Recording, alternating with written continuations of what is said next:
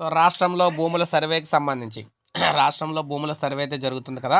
Sample survey. అయితే దీంట్లో resurvey నిపుణులకు సంబంధించి సెల్ ఏర్పాటైతే చేయడం జరిగింది.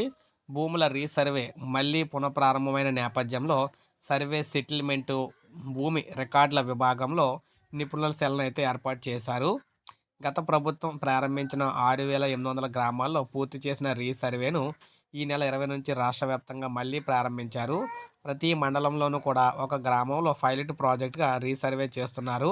అయితే సర్వే సందర్భంగా భూ యజమానుల నుంచి విజ్ఞాపనలు వస్తూ ఉండటంతో సబ్ కలెక్టర్లు, ఆర్‌డీఓలు, రీసర్వే నోడల్ అధికారులతో ఇటీవల జరిగిన సమీక్షలో రీసర్వేపై వినతులు పరిష్కారానికి రాష్ట్ర స్థాయిలో నిపుణుల బృందం ఉండాలనే అభిప్రాయం అయితే వ్యక్తమైంది.